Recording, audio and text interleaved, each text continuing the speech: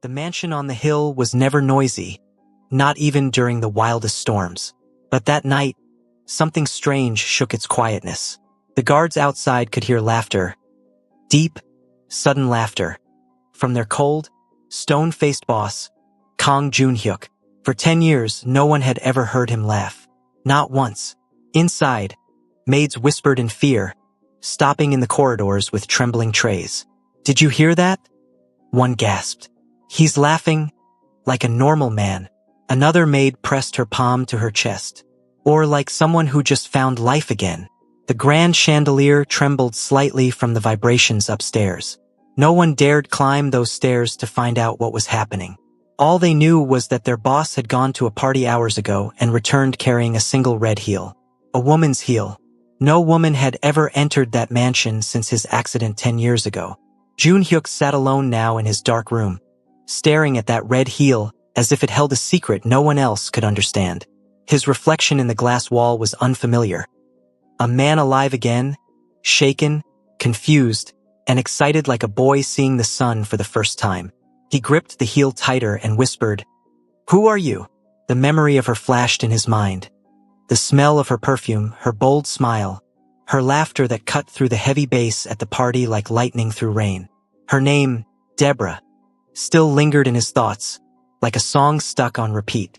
Hours earlier, the city had been glowing with gold lights and champagne bubbles. The annual Seoul Investors Gala was where money met arrogance, and arrogance met fashion. Everyone came dressed to prove a point, except Deborah and George, who came to live.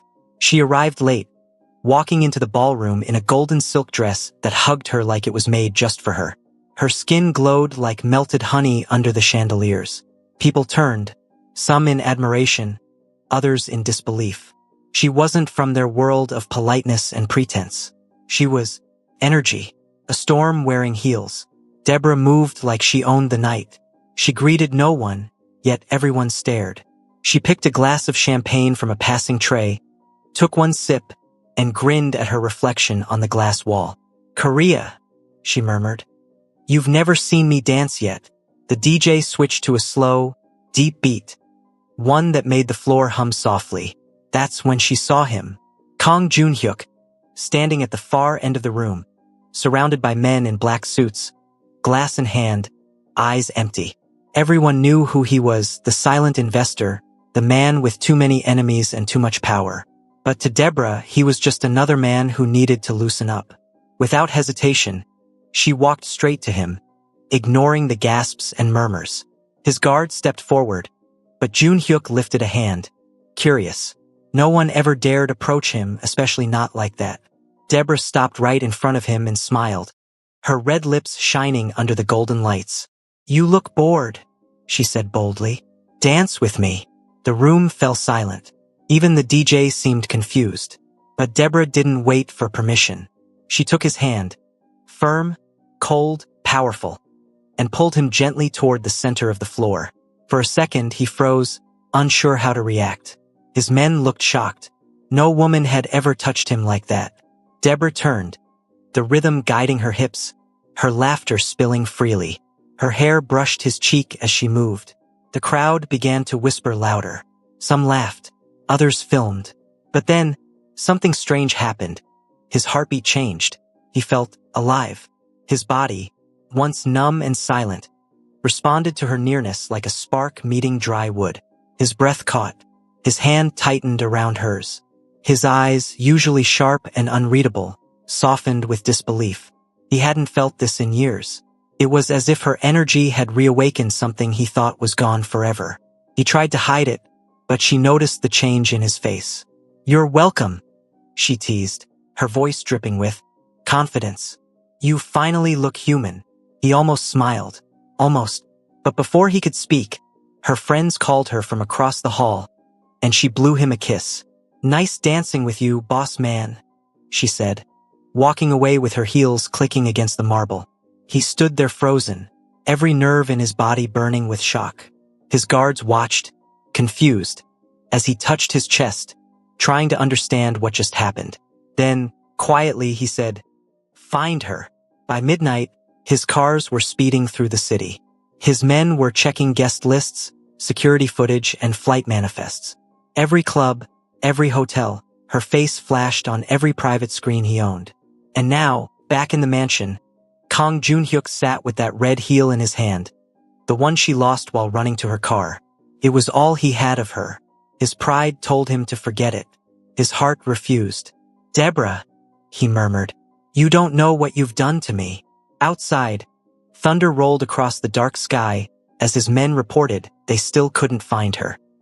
He leaned back in his chair, a strange smile curving his lips. Not the smile of a businessman, but of a man who had finally met his match. Somewhere in the city, Deborah sat in her apartment, eating noodles, humming to herself. "That man?" She laughed softly, shaking her head. "Couldn't even dance, but he looked like trouble in a suit." She didn't know that her little act of boldness had just changed the course of her life. The night the mansion trembled was the night two worlds collided. His cold power and her wild fire, and nothing would ever be quiet again. Morning sunlight sliced through the glass walls of Kang Junhyuk's mansion, landing on the untouched breakfast table. The man who used to start every day with military precision now sat half-dressed, scrolling through security footage. His hair was messy, his tie hung loose. Every frame was her. Deborah laughing, Deborah spinning, Deborah holding his hand for that single second that ruined his calm. He replayed it until the sound of her voice echoed in his mind like a haunting song. He wasn't sure if it was obsession or curiosity, but he couldn't stop. Min-suk stood nearby, clearing his throat carefully. "Sir, we've checked every guest list, every hotel. There's no record of her anywhere. Perhaps she used a fake name." Junhyuk's voice was low and steady. "Then find the real one. She didn't appear out of thin air." Min-suk hesitated. "And if she refuses to come?" The boss looked up with a faint, dangerous smile. "She won't refuse." Across town, Deborah was living her best post-party morning. Her apartment was small but sparkling, filled with perfume bottles, half-open designer boxes, and music playing from her phone. She danced in her pajamas while brushing her teeth, humming the same tune from the gala. Her phone buzzed. A video call from Zarya back in Nairobi. "Girl," Zarya shouted before the screen even cleared. "You made headlines here. Do you know who that man was?" Deborah laughed. "A bored Korean in a fancy suit?" "Bored?" That was Kang Junhyuk, the man people call the Silent Dragon. Rich, dangerous, mysterious. Deborah cut her off, waving her toothbrush. "You forgot terrible dancer." Zarya gasped dramatically. "You danced with a mafia boss and insulted him? Are you mad?" Deborah winked. "Maybe, but he needed a little shaking." She didn't know that outside her apartment, two sleek black cars had just pulled up. Junhyuk's men moved quietly, scanning the building. Within minutes, they had confirmed her location. Min-suk called the boss, who was already dressed in a black tailored suit, calm and unreadable. When they knocked, Deborah opened the door wearing a silk robe and holding her coffee. "Delivery?" she asked casually, then froze when she saw the men in black. One of them bowed slightly. "Miss Deborah and George, our boss would like to see you." She blinked. "Boss? What boss? I didn't order a boss." "Mr. Kang Junhyuk."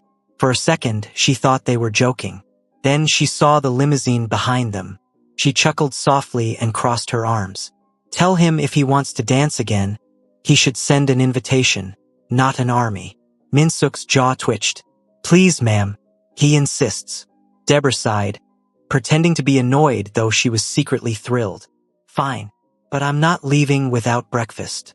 She grabbed a croissant, her handbag, and her phone, then followed them like a celebrity heading to an award show. The mansion looked even more intimidating in daylight. Giant gates, fountains taller than palm trees, guards who didn't blink. But Deborah didn't flinch. She fixed her lipstick in the car mirror before stepping out. Junhyuk was waiting at the entrance, expression calm, eyes sharper than knives. For a moment, neither spoke. He simply studied her, trying to understand how someone so carefree could shake his entire world. Deborah broke the silence first. "You again. I was starting to think I imagined you." His lips curved slightly. "You're hard to forget." She raised an eyebrow. "That's usually my line." He gestured for her to follow. Inside, The grand hallway smelled of expensive wood and rain. Servants stopped whatever they were doing to stare. No woman had walked through that corridor in years. Deborah noticed the attention and whispered playfully, "Relax. I'm not here to steal your jobs. Unless the uniform comes with diamonds." Junhyuk turned, clearly fighting a smile. "You talk too much. And you don't talk enough," she shot back. "It's unbalanced. I'm here to fix that." In his study, he motioned for her to sit. She dropped gracefully into a chair, crossing her legs with deliberate flair. "So," she said, "why the drama? You could have just texted me." "I don't text strangers." "But you send men in black suits? Romantic." He ignored the sarcasm. "You left something behind." He reached into a glass case and placed her red heel on the table. Deborah gasped softly. "You kept my shoe? You Cinderella'd me?" His gaze didn't waver. "It's not just a shoe. It's evidence." "Evidence of what?" "That I outdanced you." For the first time, he laughed. Quietly, deeply, as if he'd forgotten how. The sound startled even himself. Deborah leaned forward. "See? You can laugh." "You're welcome." He looked at her closely, his tone softening. "You don't know what you did to me that night." She tilted her head. "Should I apologize?" "No," he said slowly. "You should be careful." The air grew thick. His warning was half truth, half confession. She sensed it but didn't back down. "Careful is boring," she replied, standing up. "Anyway, if you're done interrogating me, I have errands. Like living." As she turned to leave, he called out, "Deborah." She paused. He studied her again, eyes unreadable. "You will dance for me again. Tonight." She laughed, loud and genuine. "You think you can just order me to dance?" "I don't think. I decide." "Well, Mr. Decide, you'll have to learn to ask nicely."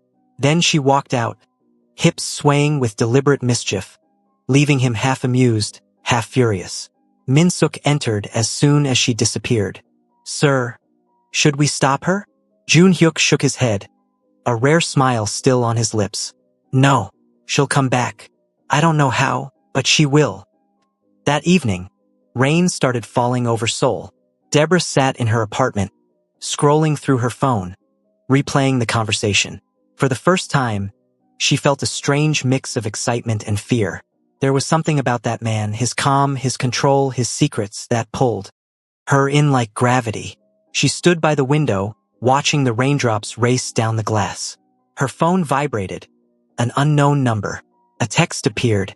The song from last night is playing again. Junhyuk. Her heart skipped. She looked outside. Across the street, a black car waited with its lights on. The same slow beat from the gala floated from the speakers. She smiled, grabbed her coat, and whispered to herself, "All right, boss man, let's see what fire feels like twice." And as she stepped into the rain, the city lights reflected in her eyes. The beginning of a dangerous dance that neither of them would ever control again. The rain had turned Seoul into a field of glittering mirrors. Streetlights shimmered on the wet asphalt, while black cars moved like silent beasts through the mist. Deborah's heels clicked against the pavement as she crossed toward the waiting limousine.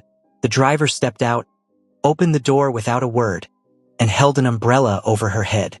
Inside, warmth and music waited. That same rhythm from the gala, slow, deep, magnetic. She smiled to herself. "Persistent man," she whispered. The door closed behind her with a soft thud, and the scent of expensive leather filled the space. Junhyuk sat opposite her, dressed in a charcoal suit that looked like it had been stitched by angels and ironed by lightning.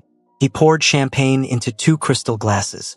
"You text instead of sending soldiers this time," Deborah said, relaxing into the seat. "Progress." He handed her a glass. "You came." She raised it in salute.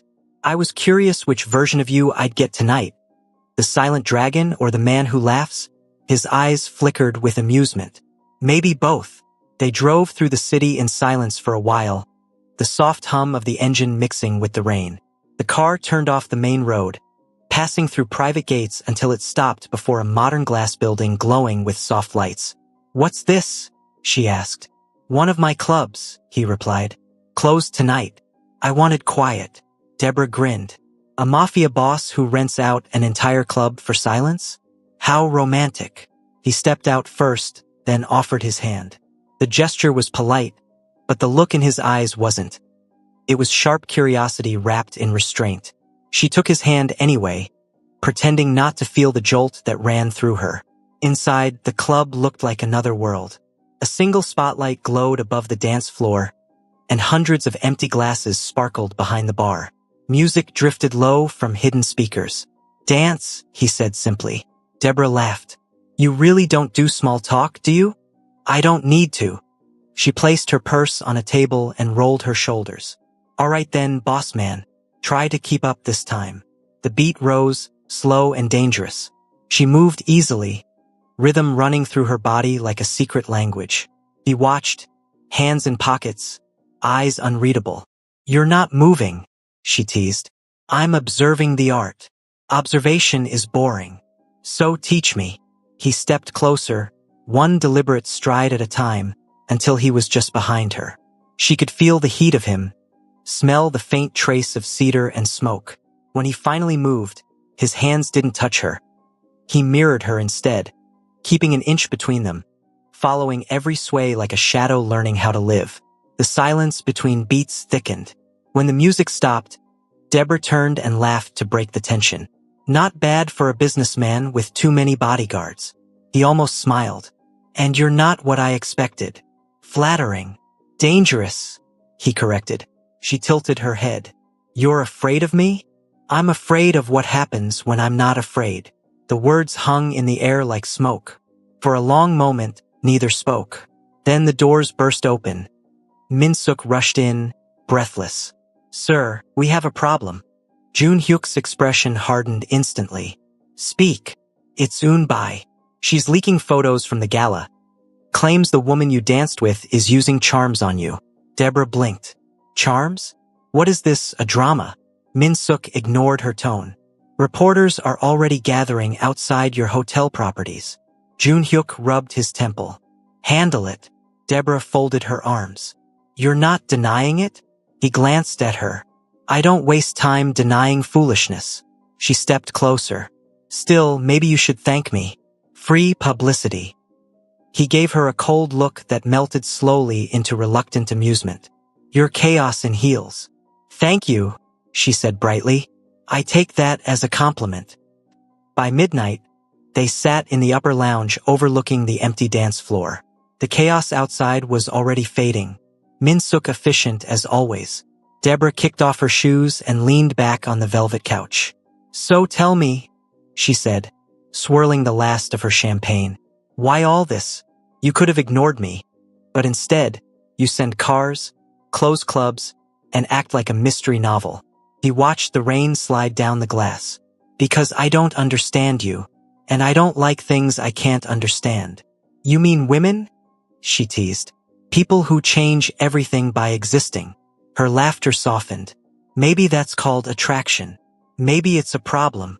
"Then you have a delicious problem, boss man." For a moment, something unguarded flickered across his face. Loneliness. It vanished quickly, replaced by composure. "You talk as if life is simple," he said. "It can be if you let it." He looked at her directly. "You don't know my world." "Then invite me in and I'll learn," she replied without missing a beat. Silence again, charged, heavy, but somehow comfortable. Finally, he stood. "I'll have you driven home," she smirked. "Running away already? Protecting you. For now." He left her with the echo of that promise. Outside, photographers were still flashing cameras in the rain. As Deborah's car pulled away, she saw her own image on a tabloid screen. The black woman who shook the mafia. She burst out laughing. Back in the mansion, Jun-hyuk sat in his study, phone buzzing nonstop. Every powerful figure in the city wanted to know who the mysterious woman was. He ignored them all. Instead, he replayed a short video clip from the club. Her laughing, spinning, fearless. Min-suk entered quietly. "Sir, do we issue a statement?" "No. Let them wonder." "And the woman?" His eyes darkened slightly. "Keep her safe. From the world. And from me." Across town, Deborah texted Zarya. Girl, I think I started a storm. Zarya replied immediately. Then dance in the rain, bestie. Deborah looked out her window, smiling as lightning lit the skyline. She didn't know that across the city, the same storm reflected in Junhyuk's eyes, because for the first time in 10 years, the man who controlled everything had found something he couldn't control. And that something had a name, a laugh, and a pair of missing red heels. Morning in Seoul arrived wrapped in gossip. Every cafe, beauty salon, and online feed hummed with one headline: the black woman who bewitched the dragon. Deborah's picture was everywhere. Her laughing at the gala, her hand in his, the sparkle of her golden dress caught mid-spin. Comment sections burned with theories. Some called her bold, others called her lucky, and a few whispered that she must have used magic. Inside her apartment, Deborah munched toast and scrolled through the chaos, wearing sunglasses even though she was indoors. They call me a witch now, she muttered. At least they picked a fashionable one. Her phone rang again. Zarya as usual. Bestie! The voice screamed through the speaker. They're saying you cast a spell on him. Deborah laughed. If dancing counts as witchcraft, then I'm guilty. Zarya lowered her tone. Be careful, Deborah. Men like him don't play fair. And jealous women? Worse. Deborah sighed, looking out her window at the distant skyline. I didn't plan any of this. I just danced. Yeah, but you danced with a thunderstorm.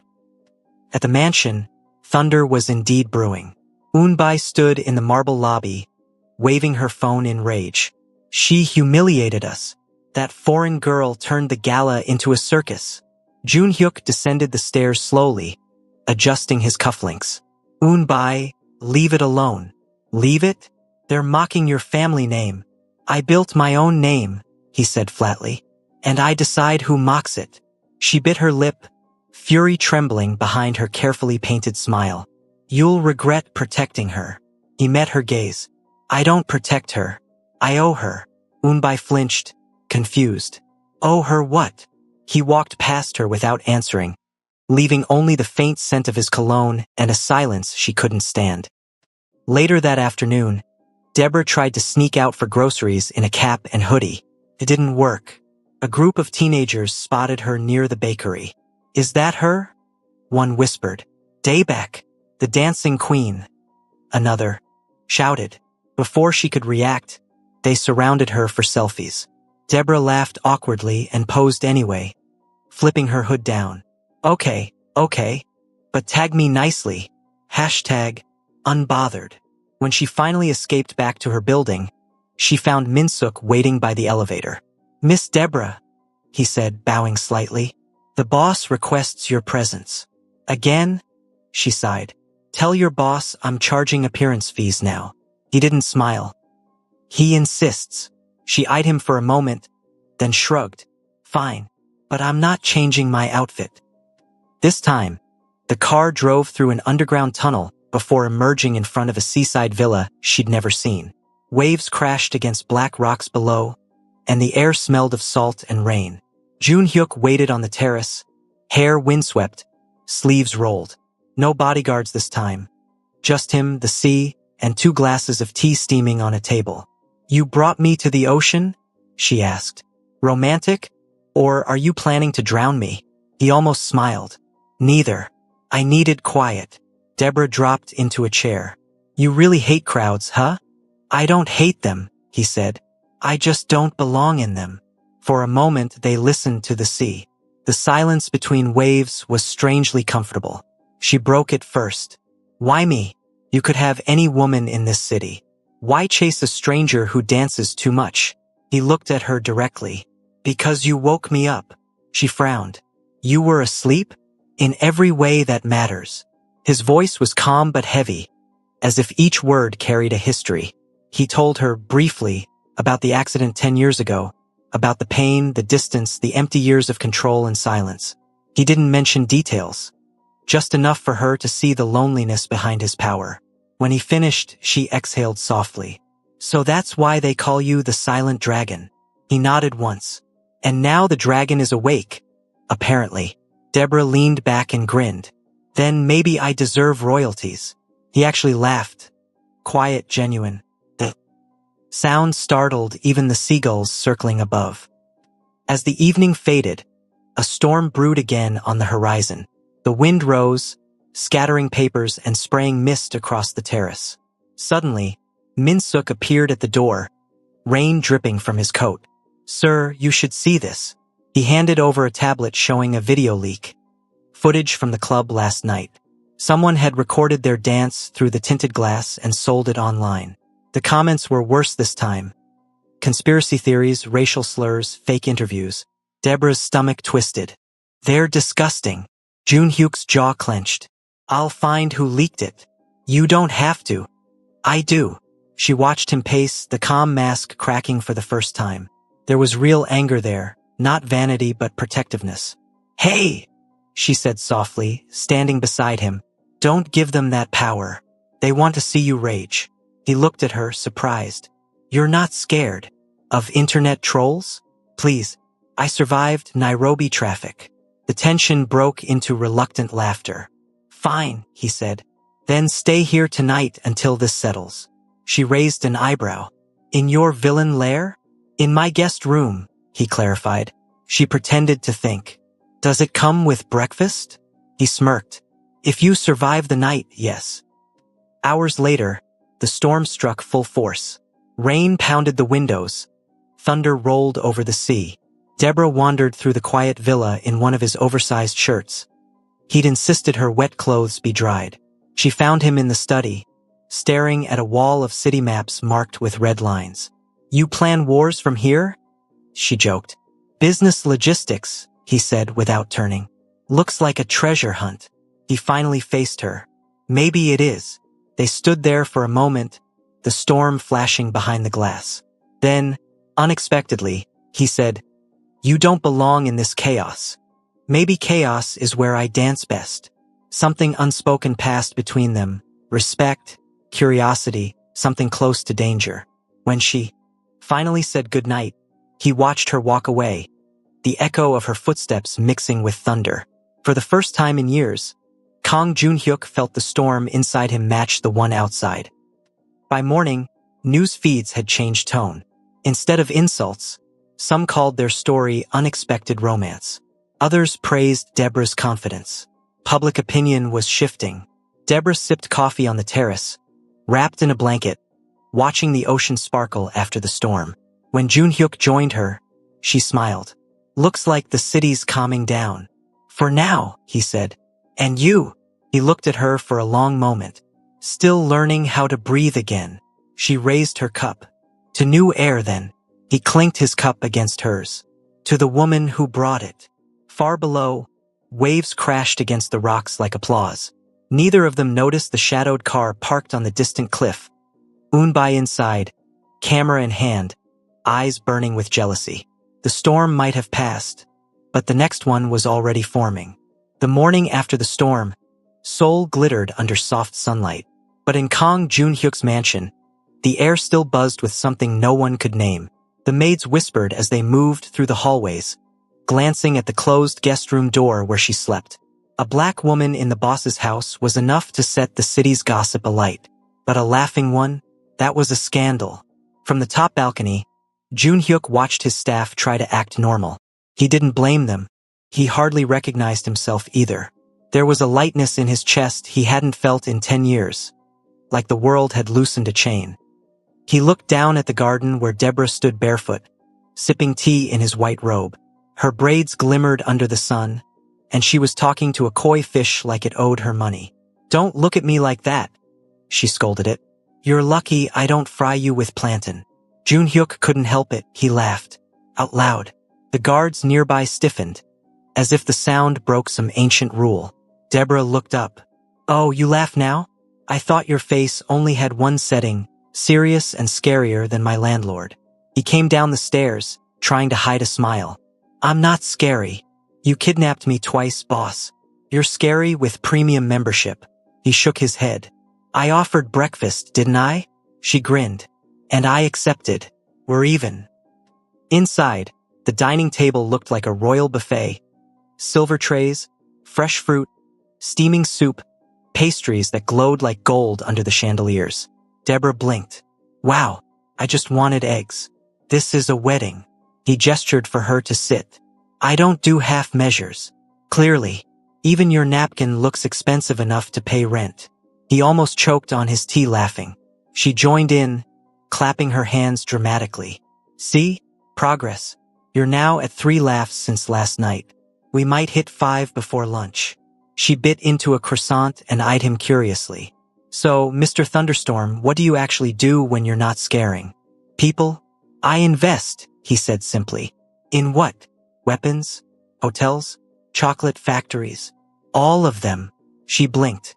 Okay, Willy Wonka with guns. He laughed again, quietly this time, but his eyes softened. You really don't fear me. She pointed her fork. Nope. I fear cockroaches and bad Wi-Fi. Not men in suits. Later that day, his phone buzzed. Min Suk entered with a grim face. Sir, we found the source of the video leak. Who? He hesitated. Miss Eunbai's assistant. Jun Hyuk's eyes darkened. Handle it quietly. No more leaks. Yes, sir. Deborah watched from the hallway, pretending to check her nails. Trouble in paradise? He sighed. Something like that. She leaned against the wall. If that woman is still obsessed with you, maybe I should wear armor. You'd make armor look like art, he said without thinking. The compliment slipped out so naturally that both paused. Deborah blinked. Okay, that was smooth. You rehearsed it. He smirked. No. Then I'll allow it. By evening, the house was quiet again. Too quiet. Deborah wandered into his office, her curiosity unstoppable. The shelves were lined with books on finance, but one corner held photos. A younger Jun Hyuk, smiling beside a man who looked like him, and a woman holding flowers. She whispered to herself, So you used to smile a lot, huh? He entered silently behind her. That was my brother and mother. She turned, startled. You really need bells on your shoes. They're both gone, he added. Accident. Years ago. Her teasing faded. I'm sorry. He nodded once. People stopped apologizing a long time ago. She stepped closer. That's because people forget what it's like to lose something and still wake up the next day. He looked at her, really looked, and for the first time he realized how much weight she hid behind her laughter. Who did you lose, Deborah? She smiled sadly. Someone who taught me that life doesn't wait for you to cry. You either dance or get trampled. Silence filled the room again, but this time it wasn't heavy. It was understanding. Outside, Eunbai's car glided to a stop near the gate. Her sunglasses reflected the mansion lights as she watched Deborah's silhouette through the window. So that's the woman, she whispered. The one who replaced me with a laugh. Her driver spoke quietly. Should we proceed with the plan? Eunbai's lips curved into a cold smile. Yes, let's remind her that this city doesn't love foreigners for long. That night, Deborah couldn't sleep. She stood on the balcony, watching the waves break against the rocks below. The wind carried a soft chill, but the air smelled alive, like promise and danger mixed. She heard footsteps behind her. You're awake too? Jun Hyuk asked, holding 2 cups of warm ginger tea. Couldn't sleep. The sea's too loud.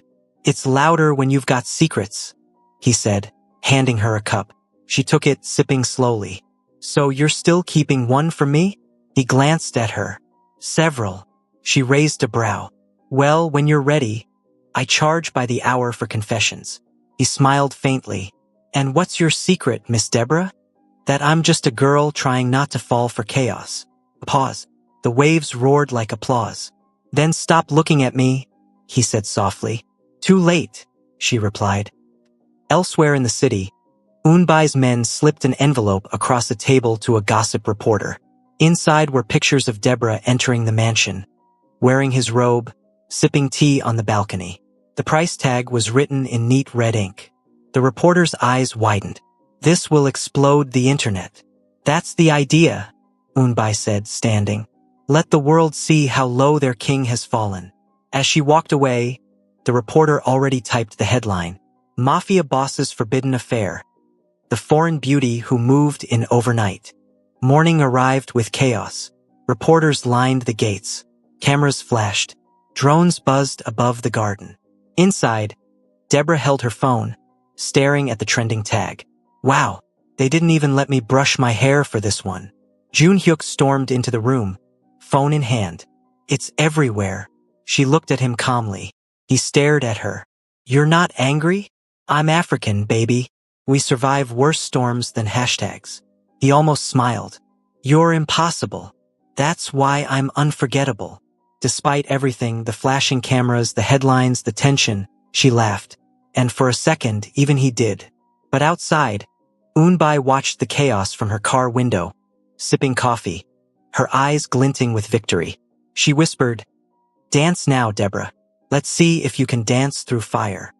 Hello besties, thank you so much for watching episode 1. Kindly stay tuned for episode 2. Kindly like, subscribe and share.